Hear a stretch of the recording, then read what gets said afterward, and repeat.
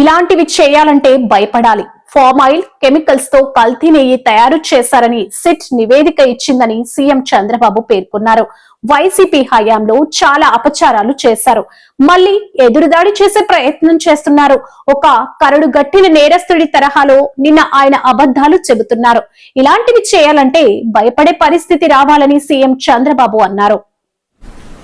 ఆ రోజే ఆనాటి చైర్మన్ టీటీడీ ఆదికేశులు గారు 1 కోటి రూపాయలు ఫస్ట్ విరాళమిస్తే దాన్ని అక్నాలెడ్జ్ చేసి అనౌన్స్ చేసి కొండపై పోయేటప్పుడు దగ్గర 23-24 క్లేమోర్ మైన్స్ నా మీద ప్రయోగించడం, కొన్ని క్లేమోర్ మైన్స్ వచ్చి నా కారు కొట్టడం. ఆ రోజు కూడా ఒక పవిత్రమైన రోజు అది. ఎందుకంటే బ్రహ్మోత్సవ సందర్భంగా ప్రభుత్వ లాంఛనాలు దేవునికి ఇచ్చే సందర్భం. అక్కడి నుంచి మామూలుగా అయితే బతికే సమస్య లేదు. అది నాకు పునర్జన్మ. సాక్షాత్ వెంకటేశ్వర స్వామి దిగొచ్చి నన్ను కాపాడాడు తప్ప లేకపోతే ఏ విధంగా కూడా బ్రతికే సమస్య లేదు. అలాంటివి చూసినప్పుడు దేవుడిని నమ్మకుండా ఉండలేము. ఒకప్పుడు ఇదే అసెంబ్లీలో 2 కొండలు 7 కొండలు కాదంటే మేము అనునిత్యం 7 కొండలవాడ వెంకటరమణ గోవింద గోవింద అంటూ నడుచుకుంటూ వెళ్ళేవాళ్ళం. ఆ విషయం జ్ఞాపకం చేశాను. ఇది భక్తుల మనోభావాలు. భక్తుల మనోభావాలతో ఆడుకోవద్దండి అని చాలా స్పష్టంగా చెప్పాం. గడిచిన 5 సంవత్సరాలు వీళ్ళ ప్రవర్తన పరాకాష్ఠకెళ్ళింది. వీళ్ళ అధికారం ఉన్నప్పుడు రాముడి తల తీసేస్తే నేను అక్కడికి పోయి అడగడానికి, వాస్తవాలు చూడడానికి పోతే తిరిగి నా మీద కేసు పెట్టారు.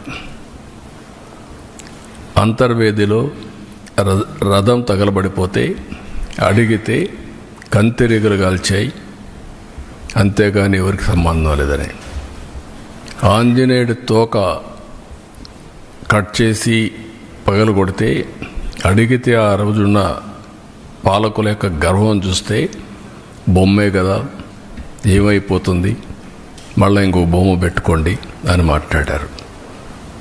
అదే మరి ఇవన్నీ జరుగుతూ ఉంటే చర్యలు తీసుకోకుండా తిరిగి మా పార్టీలపైనే బ్లేమ్ చేయడం మొదలుపెట్టారు. మేమే చేసి మేమే ఎన్ని బయట పెడుతున్న పరిస్థితికి వచ్చారు. తిరుమల ఈరోజు ఏదైతే చెప్పారో ఈరోజు వచ్చింది కాదు. 2022లో వీళ్ళు పంపించిన రిపోర్ట్ ప్రకారం TFTRI చాలా స్పష్టంగా కల్తీ జరుగుతుందని చెప్పారు. డెలిబరేట్గా తొక్కిపెట్టారు, యథేచ్ఛగా కొనసాగించారు. నేను ముఖ్యమంత్రి కాకమునపు నేను చాలాసార్లు ప్రయత్నం చేశాం, పోరాడాం. కడాను నేను ముఖ్యమంత్రి అవుతానే నేను నిర్ణయాలు తీసుకున్న దాంట్లో ప్రధానమైన నిర్ణయం, ముఖ్యమంత్రిగా ఫంక్షన్ చేయాలంటే ఒక ప్రిన్సిపల్ సెక్రటరీ ఉండాలి. ఫస్ట్ ప్రిన్సిపల్ సెక్రటరీని పోస్ట్ చేశాను. రెండోది మానవ సేవ చేయకమునుపు మాధవ సేవ కోసం, దేవుని సేవ కోసం నేను ఎన్నికల్లో ఏదైతే చెప్పానో ప్రక్షాళన చేస్తానని దానికోసం టీటీడీ ఈఓని శ్యామలరావుని సెలెక్ట్ చేసి సంతకం పెట్టాను. ఈ 2 చేసిన తర్వాతనే రెగ్యులర్ కార్యక్రమాలకు నేను వెళ్ళాను. అదే సమయంలో వెళ్ళిన తర్వాత అక్కడ జరిగే పరిస్థితులు చూసి ఇక్కడ పొరపాట్లు ఉన్నాయి కాబట్టి మనం టెస్ట్ చేయాలనే ఉద్దేశంతో అక్కడ శాంపుల్ తీసి NDDB పంపించారు. NDDBలో చాలా స్పష్టంగా చెప్పారు. ఆ విషయమే నేను చెప్పాను. ఈరోజు సిట్ వచ్చింది.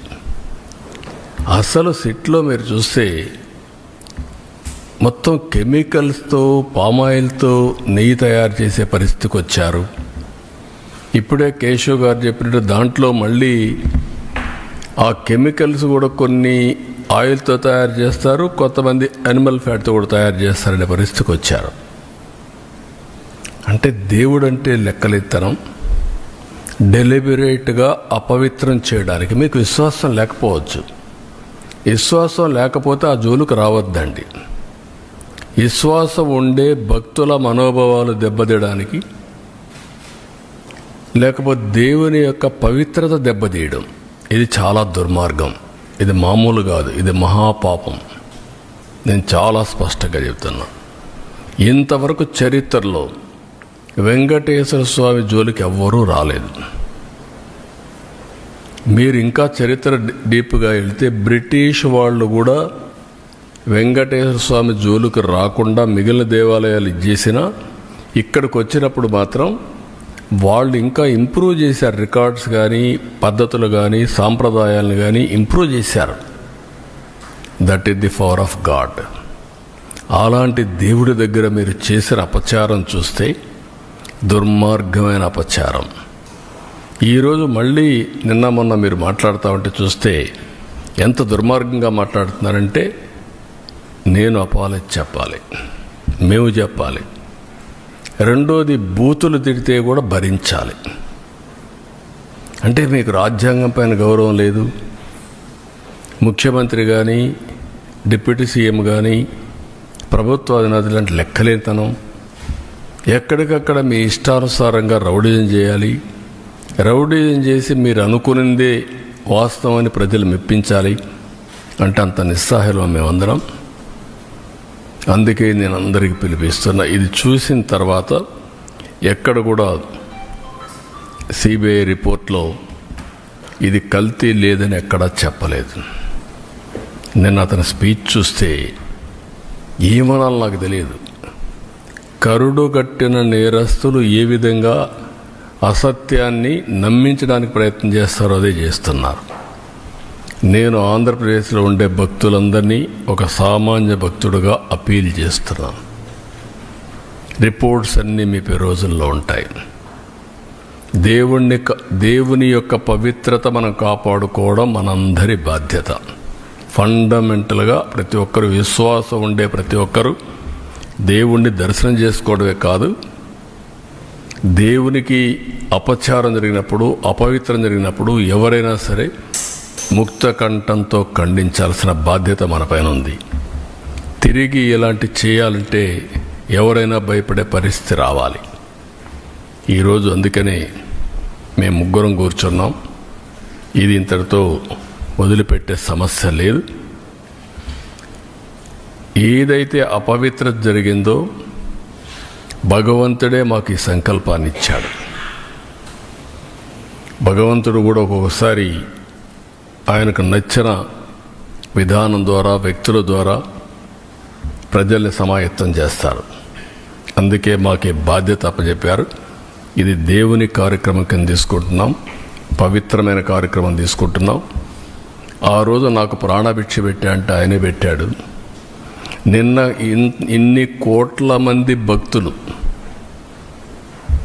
ప్రాణాలు పోగొట్టకుండా కాపాడుకున్నారంటే కెమికల్స్ కలిపినటువంటి ప్రసాదం లడ్డూకు ఒక ప్రసక్తి ఉంది. వెంకటేశ్వర స్వామి ప్రసాదం ఎన్నో దేవాలయాల్లో ఎంతోమంది కూడా ప్రయత్నం చేశారు దీన్ని రిప్లికేట్ చేయాలని, ఎవ్వరూ చేయలేకపోయారు. అది వెంకటేశ్వర స్వామికి ఉండే ప్రత్యేకత.